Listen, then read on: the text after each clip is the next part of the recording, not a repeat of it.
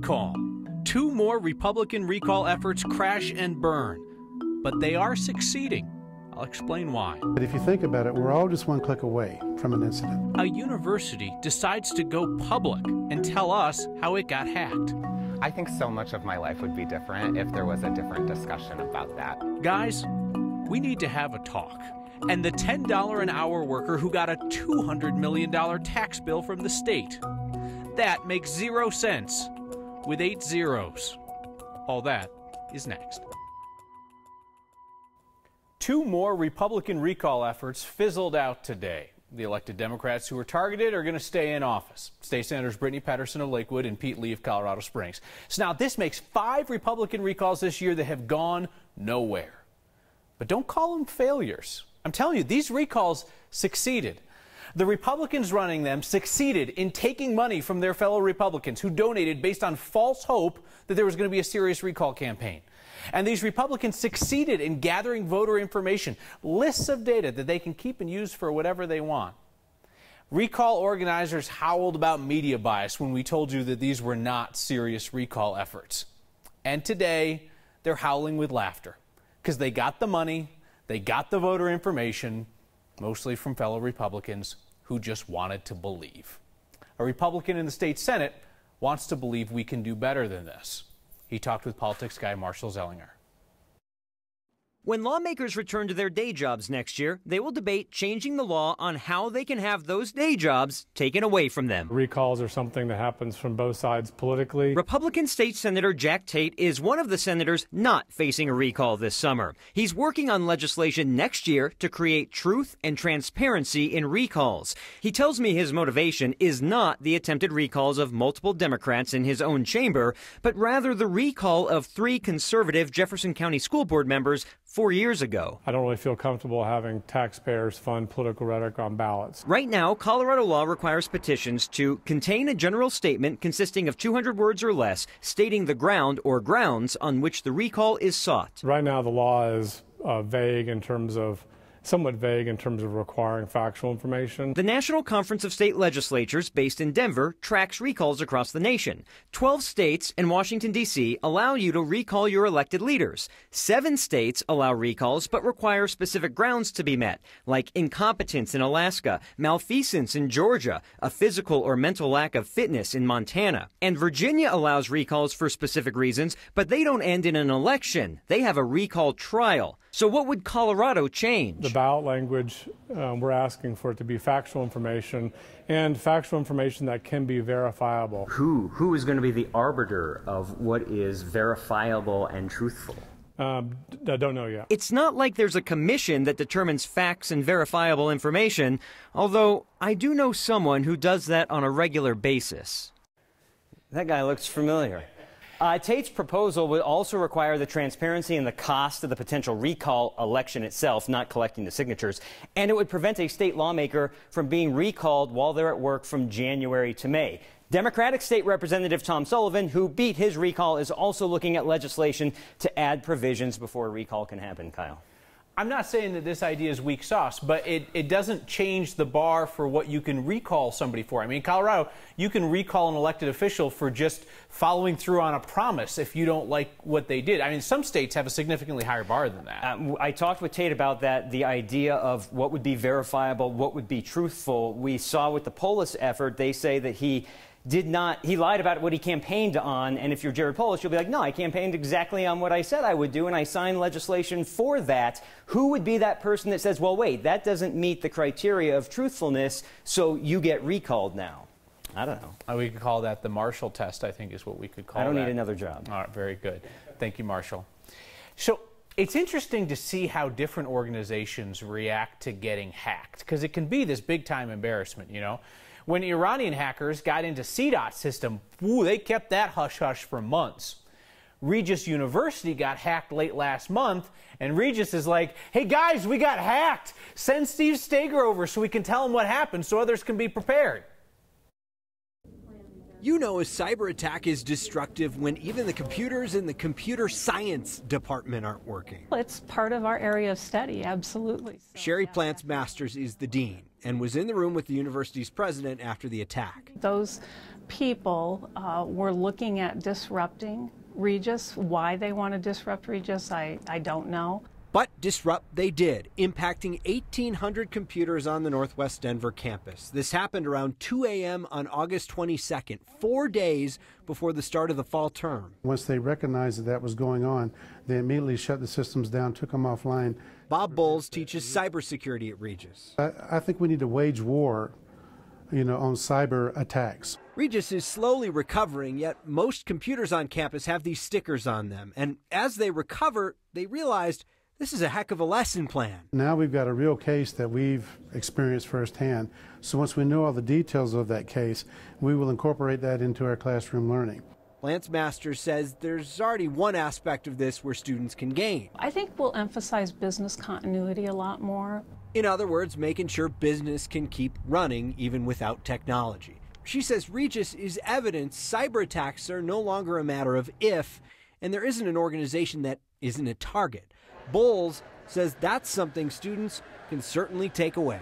A lot of times students will say, well, in our company or in our business, they always are saying we can't afford to do this. Oh, that'll never happen. But now, no matter where you go in your career, no matter what job opportunities you have, you've lived it firsthand. So now you know.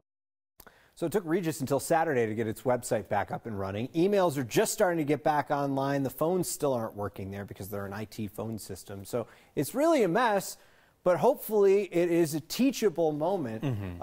You look at it, things like paying tuition.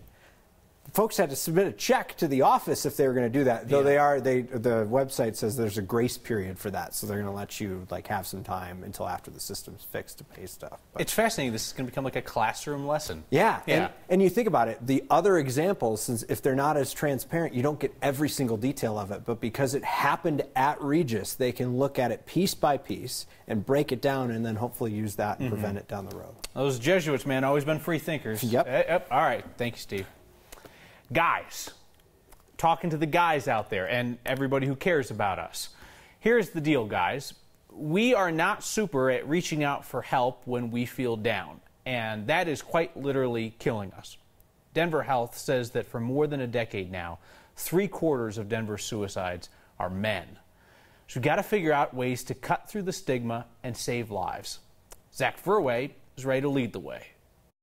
We're really trying to recruit men to start talking about mental health. I think so much of my life would be different if there was a different discussion about that. My name is Zach Furway, and I am the Development and Administration Manager at Kesed Wellness. I'm from a small farming community in Michigan, and in growing up, I was under a lot of oppressive kind of gender stereotypes and roles, and under a pretty oppressive religious context as well. There was a very specific way to be a man, and there was a very specific meaning of what it meant to be a man, and I did not fit into those things. So in growing up through that, what that really left me with was a host of mental health struggle. A big thing with this campaign is we're doing it over Suicide Prevention Month, because there's a lot of statistics about men being at a higher risk of suicide and how many men die by suicide on an annual basis, and fighting the stigma around men seeking support for their mental health when they're struggling. And so to have a conversation about emotionality in men and emotional health and what mental health was, and being able to struggle in that, I think would have made a huge difference for me right from the get-go. Everybody struggles, everybody is in need at times and deserves to reach out for help when they need it. Please know that help is available day or night. Colorado Crisis Services is where we refer people because of how long throughout the day they're available. 1-844-493-8255 is the number. You can text TALK to 38255. History happened this afternoon at the Denver Women's Correctional Facility. There were male inmates in there. They came from the prison in Sterling in order to perform. Their director says their production of One Flew Over the Cuckoo's Nest is the very first time in America that a prison play has gone on tour. Our Katie Eastman was there. Can we go from your walk over here? We're almost there, guys. The nerves of performing in a new place. Okay, take a deep breath. They happen every time. Like cotton candy left out in the rain. But this cast, I recite poetry when I'm nervous. they haven't had that many times at all. We are from Sterling Correction, and it is the most unreal thing I've ever been in my entire life. Good morning, buddy. Brett Phillips is the star of One Flew Over the Cuckoo's Nest. Just when I was thinking of breaking every one of them. He's also serving almost 40 years in prison for second-degree murder. Mine was methamphetamines, and I'm not blaming them because I made the decision, but it didn't help, and so I was in an unreal world. And all this time, you ain't even committed? This feels unreal too. This is a really big deal. And you a little further down. Their director, Ashley Hamilton, believes in these men. Compassionately, Nika. Even the ones who killed another person. And so for folks who might have like an immediate kind of quick judgment around it, I would just ask for you to maybe be open to that. There's a lot of ways for healing and transformation to happen, and this could be just one of them. She never asks them about their past. They're much more complicated and complex. She has trust. They'll use this to make a better future. We can be more. We are more. Please try not to disturb the patients. All right. This is going to be awesome. She can keep me here until my dying day. It's very freeing to just be somewhere else. Like when I'm doing this, when I'm on stage, I'm not here. I'm not in prison. I'm in anywhere else but here. For Next, I'm Katie Eastman. Ashley Hamilton directs the University of Denver's Prison Arts Initiative. She's also working with women at the Denver facility on their performance of A Christmas Carol. She says they're considering going on tour this winter. The state of Colorado is trying to shake her down for $216 million in back taxes. Every 2 weeks I bring in $100. She's a part-time thrift store employee. World-class photography on a fence. All of a sudden here, 1,000 linear feet of photographs installed. We'll take a moment for art next.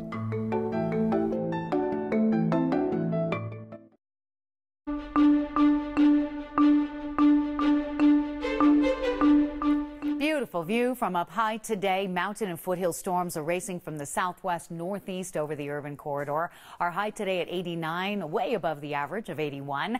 Tracking one particularly strong cell that has gone severe, a cell that moved through Boulder, Longmont into Greeley, producing damaging wind and nickel-sized hail. More moisture to work with tomorrow, so we could see more widespread severe weather here as the threat for storms with damaging wind and hail extends just north of Denver out through the Midwest, where travel certainly could be impacted.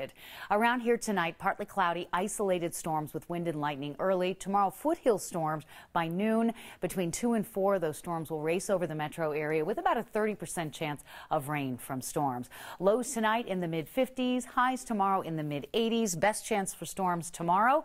Cool, very fall-like on Thursday with highs in the 70s. Nice warming trend heading into the weekend, and our Rockies take the field tonight. First pitch forecast 82 degrees, Kyle. Thank you, Kathy. She doesn't work for the money. She makes less than $3,000 a year at a thrift store. Yet the state of Colorado says she owes millions in back taxes. It's hard to reconcile. My daughter got a bill from the state of Colorado for she owes taxes for $216 million.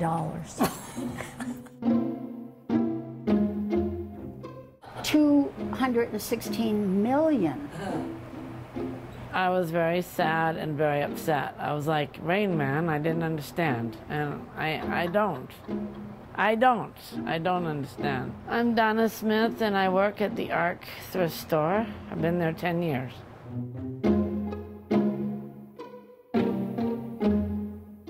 Every 2 weeks I bring in $100. My child makes $10 an hour if she's lucky, 3 hours a day, twice a week. I do all of her paperwork. I do everything for her. I file through TurboTax.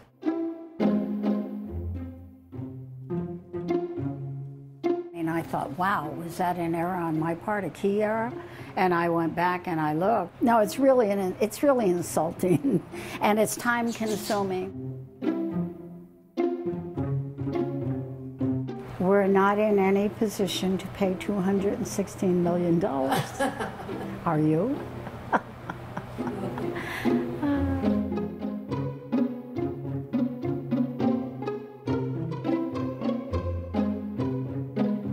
No, it's just the whole thing is totally frustrating.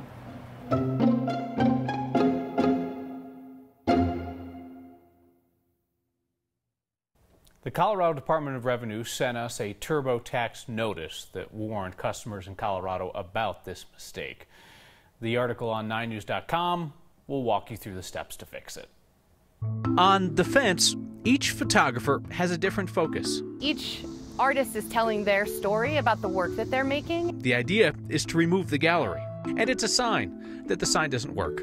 Next. There's a flamboyant-looking fence along the Cherry Creek bike path near the mall. It caught the eye of our Mike Grady, so he grabbed his camera and went back for a closer look. Fences are designed to grab our attention, to stop us in our tracks. I thought construction at first, and then I'm going down the steps.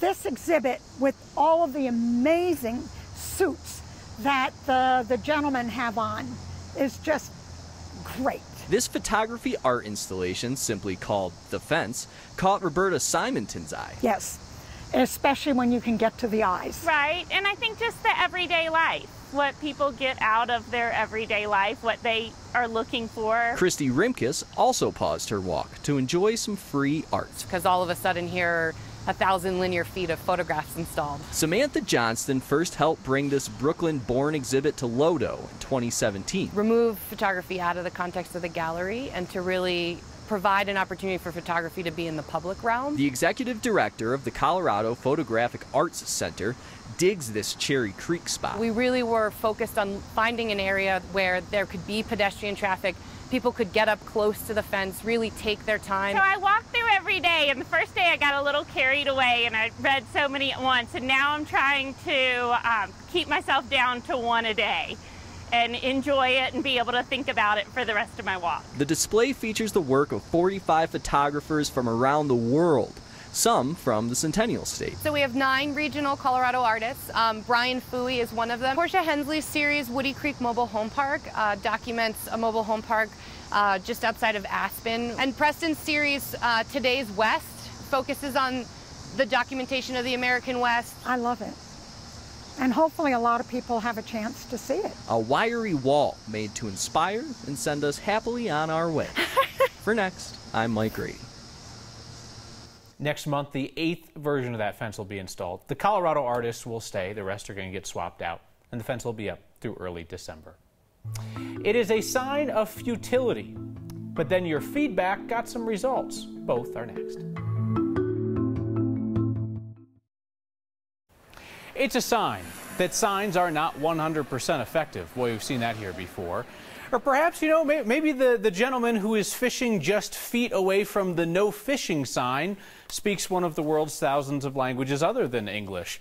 A next viewer named Val Valentine did get a smile out of this scene when she passed through in Pagosa Springs last week. Send us the signs or the scenes that make you smile. Email next@9news.com or get our attention with the hashtag HeyNext.